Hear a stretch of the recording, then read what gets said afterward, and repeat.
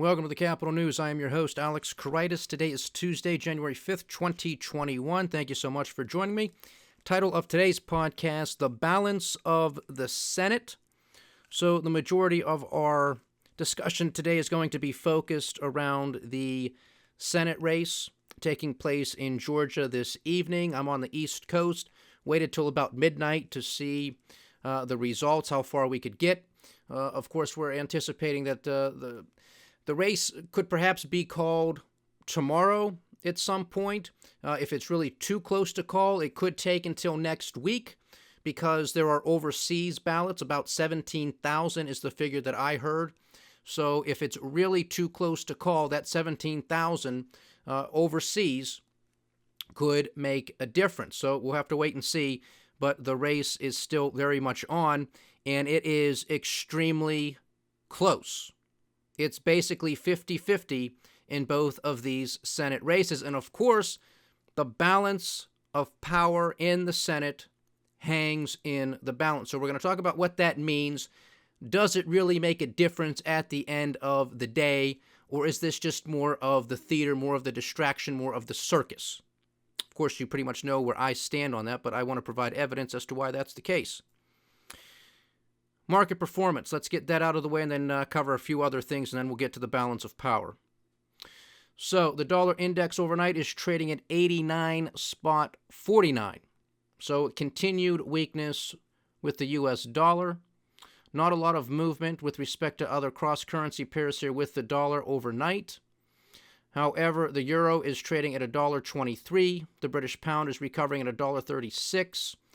The Australian dollar is gaining that 78 handle, getting very close to that.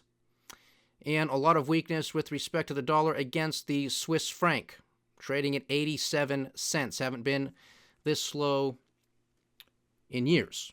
Now we're hanging around 88. We're up there, but 87, it still has an 87 handle on it. So there is most definitely some persistence in this dollar weakness. We'll continue to monitor this closely because this is important stuff.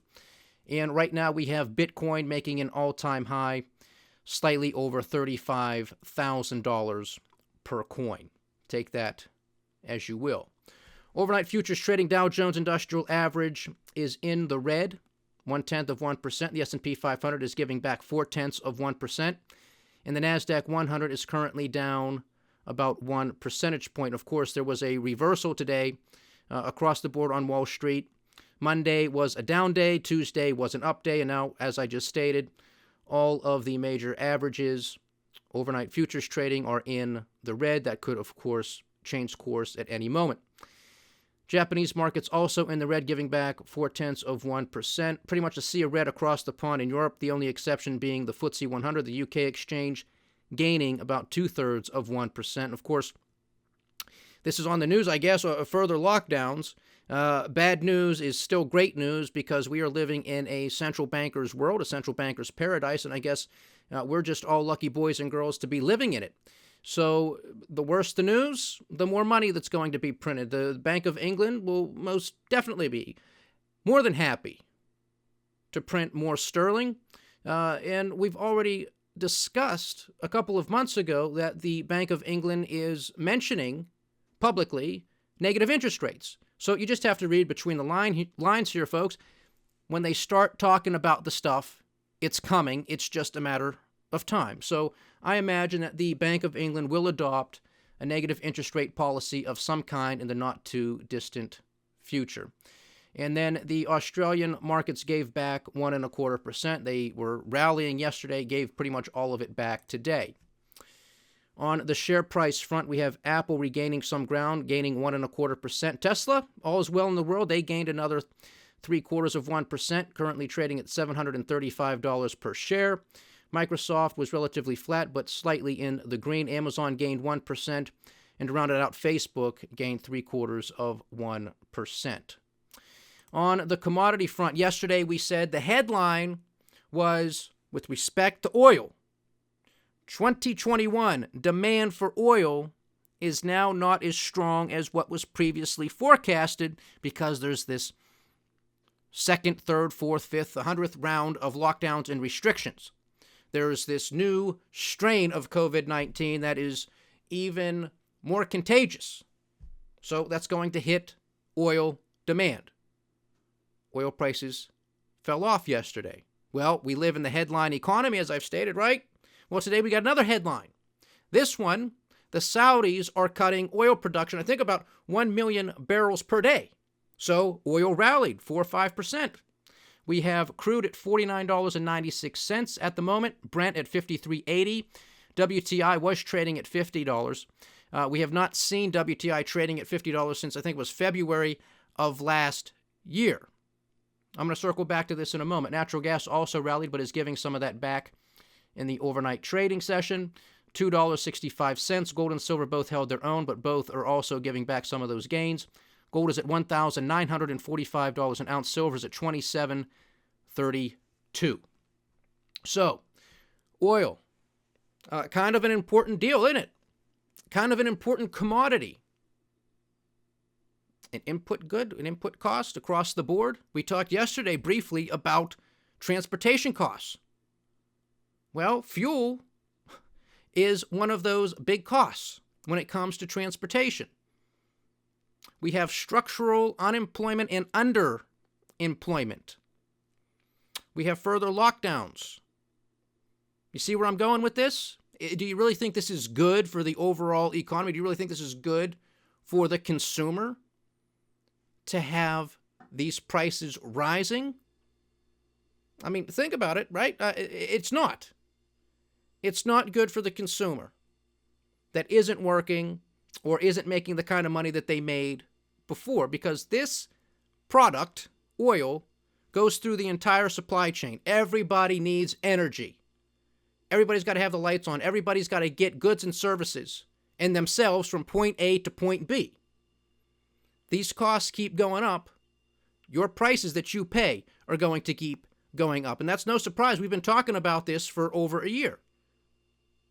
Inflation is here. It is here to stay. The question is, does it turn into stagflation? Is that what is termed? Is that what is identified and accepted as the state of the economy in which we might find ourselves, stagflation? Or is it going to be a hyperinflationary event? And if the U.S. debt clock is correct, that in 4 years' time, we will be at $49 trillion, and that's just making my head spin, might be at $50 trillion by next week. Well, I think we could maybe classify that at that point as some sort of hyperinflationary event, because we're not going to be able to buy this stuff. We're going to have to print the money to buy the debt. That's it. This is debt monetization, a first world banana republic. It's only going to get worse from here because there's no leadership, there's no responsibility, no accountability. This is just the beginning. We are in the early innings here. And we're going to continue to see this, I believe. With respect to Uncle Sam's 10-year junk note, we hit 1%. We hit 1% today. We have not hit 1% since March of last year. So what's going on here? What is the bond market perhaps telling us? Is the bond market telling us that inflation is here? That inflation is on its way? Or is this pricing in growth, right? Which, you know, some people make the argument one and the same. Growth is going to drive the inflation. Okay. So what's here? 1%. Could this be a doozy? What happens if this continues to rise? What will the Federal Reserve do? I mean, is the Federal Reserve basically going to fight inflation with more inflation? I mean, this is why these central banks are trapped. One of the first videos I did, I think it was the first video I did last year. I mean, this is crazy. They are out of ammunition. They are out of tools. As far as I'm concerned, these central banks have no credibility whatsoever. They take responsibility for nothing, yet they continue to drive a bigger wedge with respect to the wealth and income gaps. But it's not their fault. They'll never admit to it. Of course they know, but nobody holds them to account. Journalists and reporters don't ask them tough questions. Politicians love central bankers because they're bailing them out. because they don't have to go home to their constituents and say, you want to pay for this stuff, we're going to have to raise your taxes, or we're going to have to cut benefits somewhere. Oh, no. No politician wants to do that. More free stuff for everybody. So how can they get away with that? How can they pull off this magic trick? Oh, that's right. The money, the printing press. The money fairies can do it.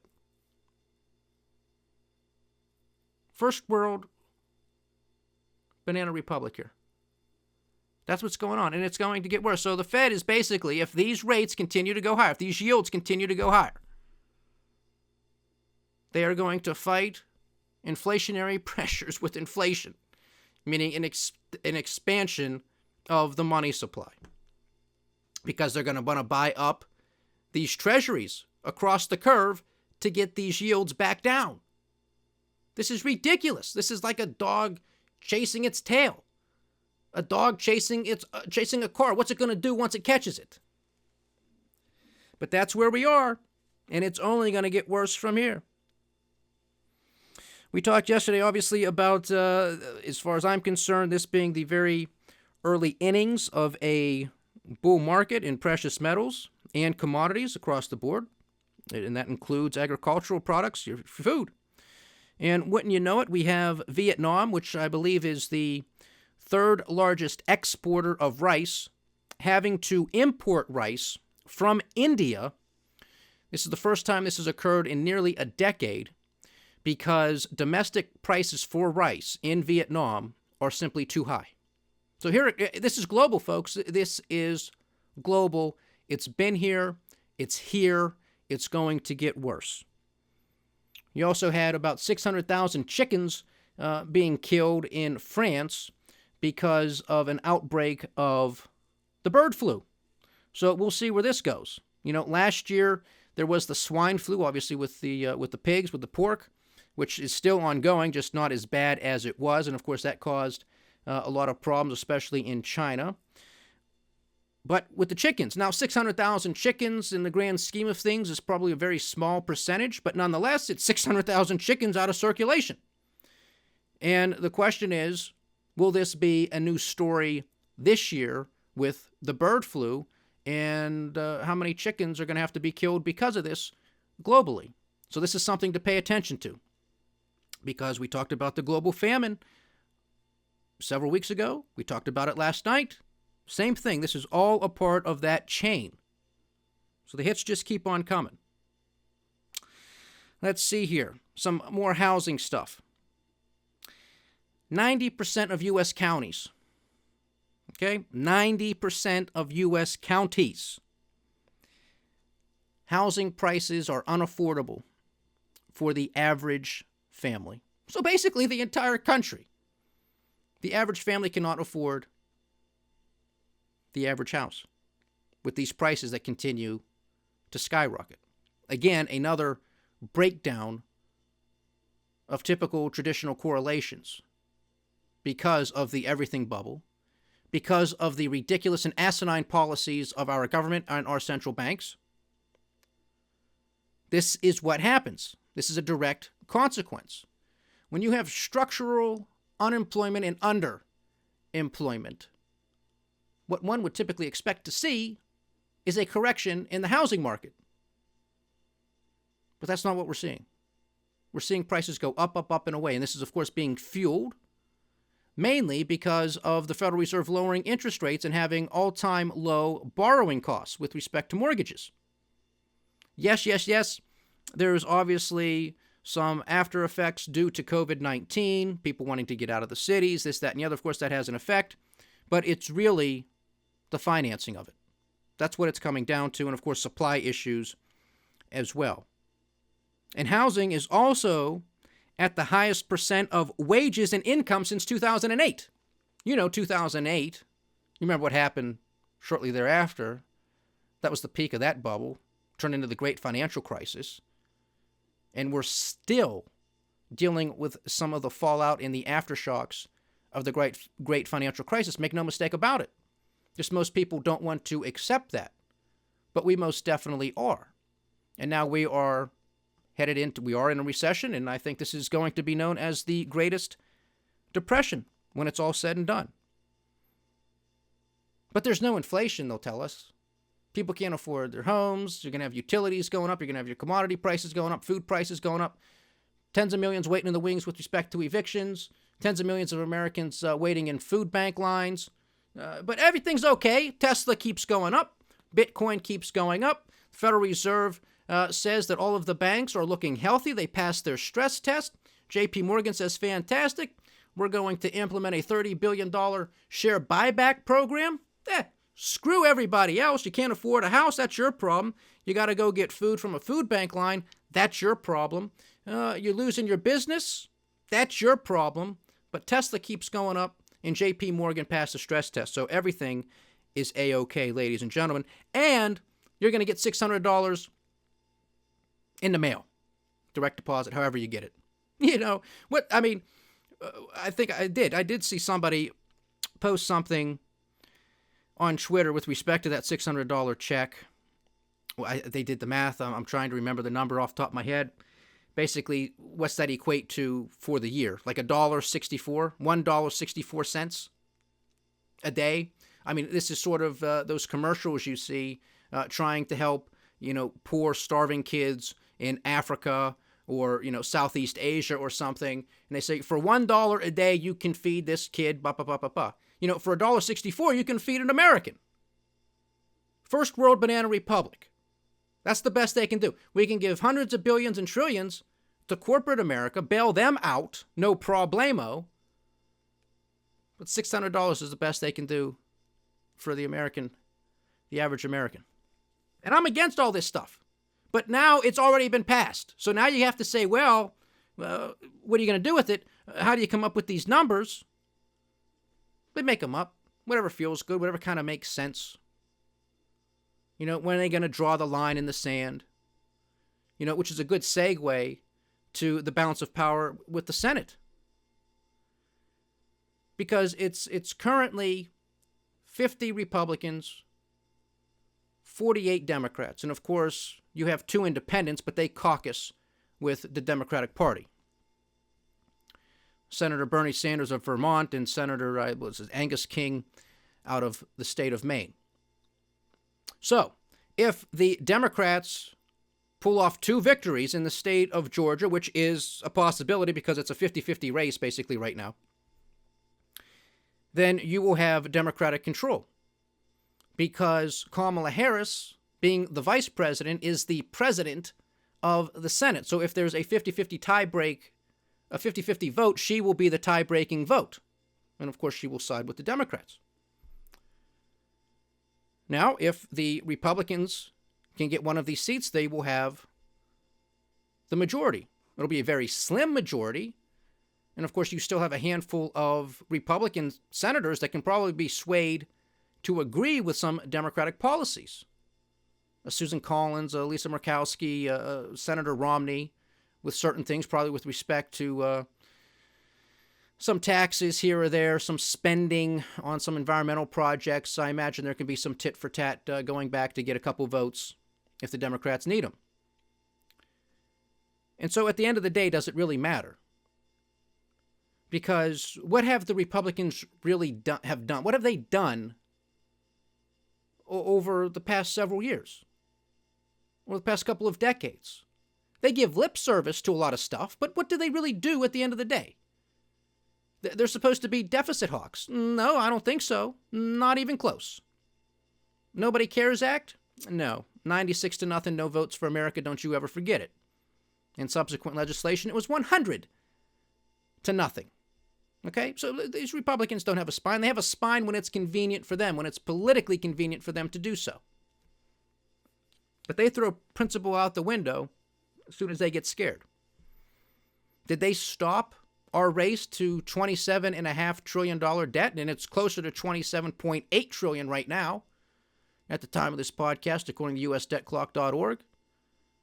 So is it really far-fetched to say that we're going to have $30 trillion national debt next year? No, it's not. Not at all. We're basically at $28 trillion right now. You think it's going to be that difficult for these idiots to come up with a $2 trillion deficit to get us to $30 trillion? Not at all. Piece of cake. Piece of cake. And they'll pat themselves on the back because they'll say, well, We cut the deficit in half because last year it was $4 trillion and we got it to $2. They'll consider that an achievement. Where were the Republicans to stop the endless wars, our spreading of democracy around the world to the end of a gun barrel? When did they stop that? When did they stand up to stop the Patriot Act and all of its other asinine versions that have been passed since then? Where were they? Nowhere to be seen. Where's their majestic, fabulous, fantastic health care bill that's supposed to radicalize the industry, to lower costs, to open up markets to competition, get costs down? Where's that? Nowhere to be seen. Where are they pulling the plug on corporate welfare? Nowhere to be seen. Where are they on pulling the plug or restructuring and greatly modifying so many other transfer programs that our government is responsible for? Medicare, Medicaid, Social Security. Where are they? What about the defense budget? Several $100 billion. They can't come up with $100 billion in savings somewhere? I mean, you have to take the next several countries and add them up together combined just to come up with our military budget, our defense budget on an annual basis. And if you look at that list, most of the countries on that list are our allies. So where's all this money going? Where are the Republicans? Where are they? They're nowhere to be seen. They give you lip service. I am sick and tired of these people. Sick and tired of them. And the Democrats don't get a free pass. I mean, but I give them credit at least because they tell you government should be doing X, Y, and Z. It shouldn't. It has no business whatsoever in X, Y, Z. But at least they come out and say that's our argument. And we want you to pay for it. We want taxes to go up. We want to hit corporations with higher taxes. We want to hit millionaires and billionaires with higher taxes. At least they tell you. Republicans come out and I guess they tell you what you want to hear, but then they never do it. Which is why I don't associate myself with them. Which is why I'm sick and tired. Well, just one of many reasons why I'm sick and tired of the two-party system. I hope you have left them. I hope you have changed your registration. Again, I advocate for the Libertarian Party. Become an independent, unaffiliated. But leave them. Leave the Democratic Party. Leave the Republican Party. They have left you. It is clearly evident. There's no reason to give them any respect or any allegiance. They give you neither. Yet they're happy to take your vote. They're happy to take your money. They're happy to take your children's money. And at this rate, they're happy to take your great-great-grandchildren's money and prosperity. Just to keep things afloat today. How is that moral? How is that ethical? How is that American? It's not. It's not. And it's not. Yet this is what both of these parties are doing. This is professional wrestling. They scream at each other on Fox News, MSNBC, CNN. They beat the crap out of each other. They put on a good show for you. And then they're, the godparents to their kids, to each other's kids. At the end of the day. That's all it is. And they're running away with all the money. Right in front of our faces. But people are more fascinated with the balance of power, with winning. As I stated yesterday, does anybody care? No, because people just want to win at any expense, any cost. And the cost is our Constitution, and with it, our country. Because you really think it makes a difference if Senator Perdue and Senator Loeffler, the two Republican incumbents, maintain power? You know they're insider traders, right? They should have been convicted of insider trading with what they both did. And I'm sure so many others within Congress on both sides of the aisle. What are these people going to do? What's the policy? Do we even hear arguments about policy anymore? No, of course we don't. That would be intellectual. That would be what this country is about, ideas, and debating them out, and having a civil discussion with each other. That's out the window. Because it's a conspiracy theory. These elections are rigged. You have to fear the other side. You have to grab your children and run, because if the Democrats come to power, all hell's going to break loose. Or if the Republicans come to power, all hell's going to break loose. They have everybody fearing the other side. How are we supposed to maintain ourselves as a country with that attitude, with those actions? Well, we're not. It's very clear that that is unsustainable. And we continue down that path. And of course, tomorrow, Wednesday, January 6th, is the day Congress convenes to certify the Electoral College votes. Huge march on Washington, a lot of people already there. The president saying this is a big event. Mike Pence is going to come through for me. Ba, ba, ba, ba, ba. Okay. Again, you want to focus on the circus, be my guest. But this is just more of a reality star president giving you another TV tease. That's all. Stay tuned. Stay tuned till next time. And it works. It gets a lot of people excited. A lot of people think something's going to happen, where everything's going to be overturned. And do you not realize, even if that should happen, which it's not, but if it should, just to you out there who believe that it might, do you think it's going to happen peacefully? Do you think a lot of these Democrats are just going to roll over? The ones that so many people are so afraid of? Didn't think about that, did you? Because you just want to win. Just want to win. And that's the same for Democrats, too. I give them no quarter. I give them no cover. They're a disgrace to this country, too. They don't deserve your respect, your allegiance, your vote. But these are the choices that we are given. Just like the presidential election, we got two demented jokers to choose from. A few 100 million people, and that's the best we could choose. Sure does make you wonder, doesn't it? But that's the balance of the Senate. We'll, of course, see what happens. We might very well know tomorrow. If it's very close, again, those overseas ballots may weigh that decision. They come in Friday. That's the deadline. Friday of this week. So it could take until the weekend, quite possibly, and then we will go from there. But at the end of the day, it doesn't matter. If the Republicans should maintain the majority, they might slow some things down. They might try to act like they give a damn all of a sudden about deficits and debts and principles in the Constitution and this, that, and the other. While they had power, they didn't care, but now they might put on a show like they do.